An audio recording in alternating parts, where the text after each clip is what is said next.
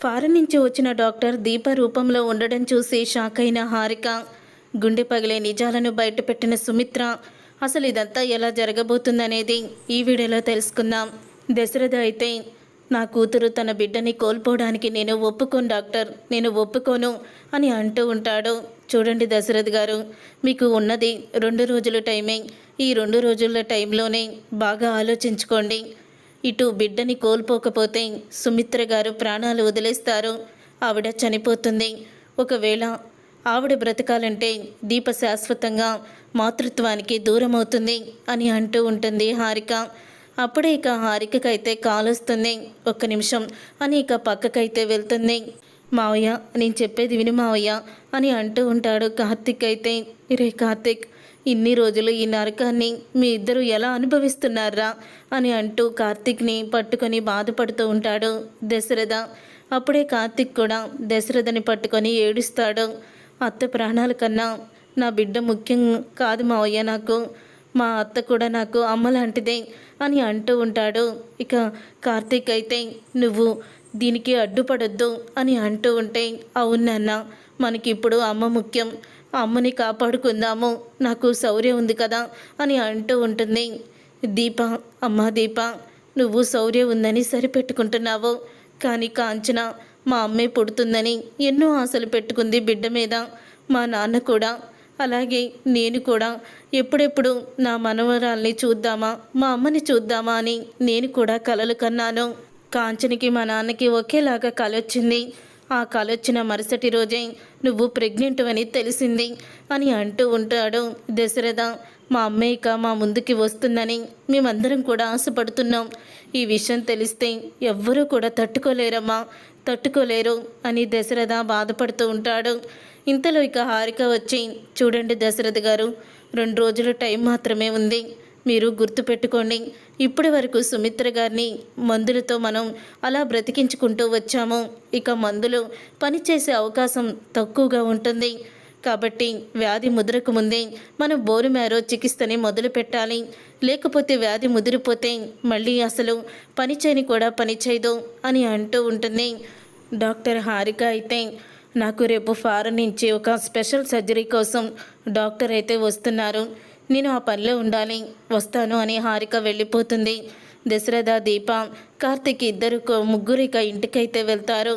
దశరథలో మళ్ళీ ఆనందం అయితే మాయమైపోతుంది. అప్పుడే జ్యోత్స్న పారిజాతంతో, ఏంటి గ్రాని, ఇప్పటి వరకు ఎంతో సంతోషంగా ముఖం కనపడుతున్న డాడీ సడన్గా అలా మాడిపోయినట్టు పెట్టాడేంటి, ఏదో దిగులుగా వినకూడని న్యూస్ ఏదో విన్నట్టు అలా ఉన్నాడేంటి అని అడుగుతూ ఉంటుంది జ్యోత్స్న. అప్పుడే ఇక పారిజాతం, అదే నాకు అర్థం కావడం లేదే, ఎందుకో దశరథ అలా ఉన్నాడు అని పారిజాతం అయితే అంటూ ఉంటుంది. ఇక ఇదంతా ఇలా జరుగుతూ ఉండగా ఇక ఫారిన్ నుంచి వచ్చే డాక్టర్ గురించి ఎదురు చూస్తూ ఉంటుంది హారిక అయితే. అలా ఎదురు చూస్తున్నప్పుడే ముఖానికి మాస్క్ వేసుకొని ఇక డాక్టర్ అయితే వస్తుంది. హలో డాక్టర్, నా పేరు హారిక అని ఇద్దరు కూడా పరిచయం చేసుకుంటారు.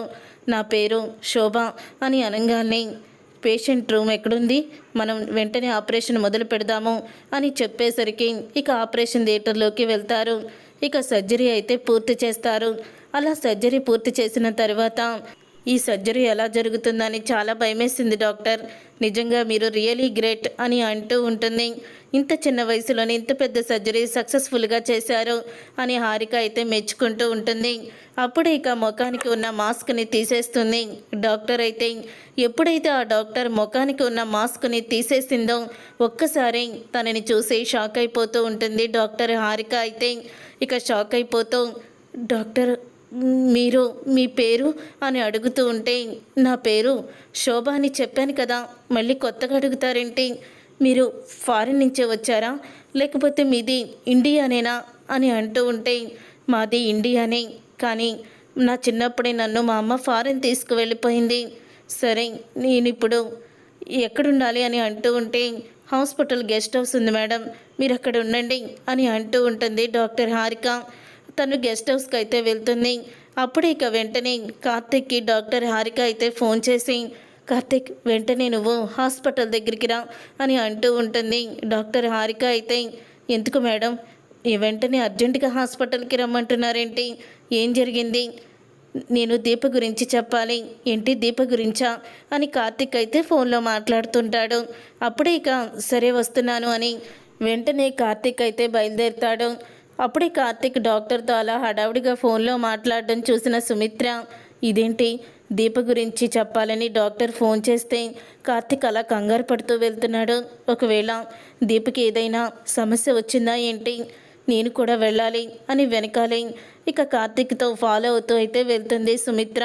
అలా సుమిత్ర ఫాలో అవుతూ వెళ్ళిన తర్వాత కార్తిక్ అయితే ఇక డాక్టర్ దగ్గరికి వెళ్తారు.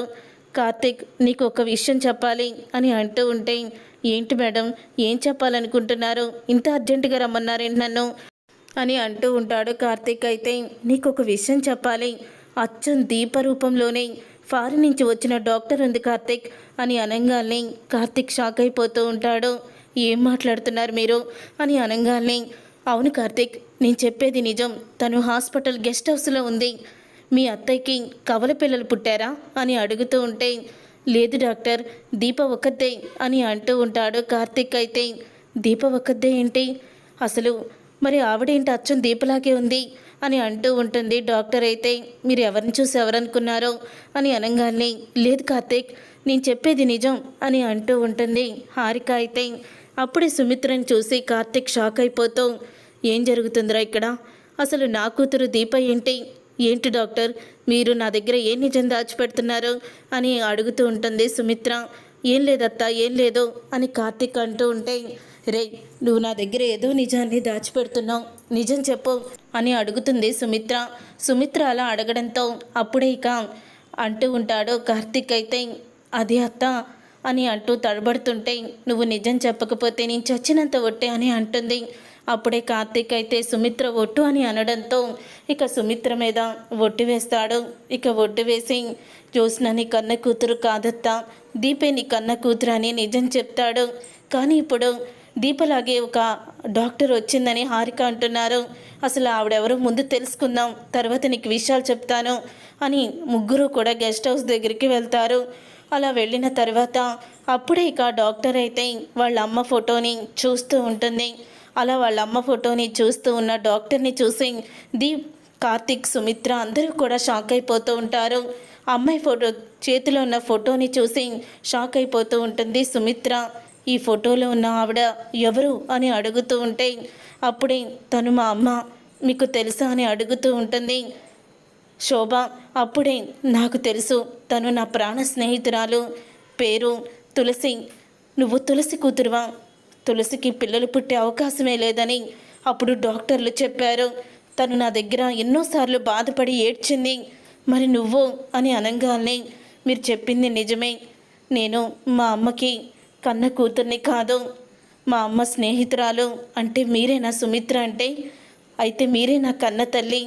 ఆ రోజు మీకు కవల పిల్లలు పుడితే స్పృహలో లేరట మీరు, అప్పుడే మీకు పుట్టిన ఒక ఆడపిల్లని అంటే నన్ను మా అమ్మ తీసుకొచ్చుకొని ఇలాగా ఫారిన్ తీసుకువెళ్ళిపోయి నన్ను పెంచుకుంది. ఆమె చనిపోయినప్పుడు నాకు ఈ నిజాన్ని బయట పెట్టింది అని అంటే శోభ అయితే చెప్తుంది. అప్పుడే ఆ మాట విని హారిక అలాగే కార్తీక్ చాలా ఆనందపడుతూ ఉంటారు. అంటే నువ్వు మా అత్తయ్య కూతురువా అని అంటూ ఉంటే, అవును, నేను సుమిత్ర గారి కూతుర్నే అని డాక్టర్ అంటుంది. అప్పుడే హారిక అయితే, డాక్టర్ మీకు ఒక నిజం చెప్పాలి అని మొత్తం తనకి ఉన్న క్యాన్సర్ గురించి చెప్పేస్తుంది హారిక.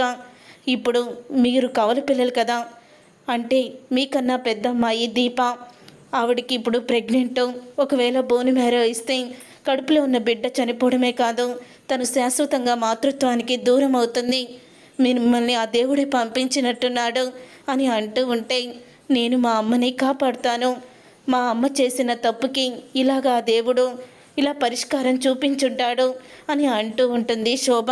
చూసారుగా ఫ్రెండ్స్, రాబోయే కథలో ఖచ్చితంగా ఇటువంటి మలుపే రాబోతుంది.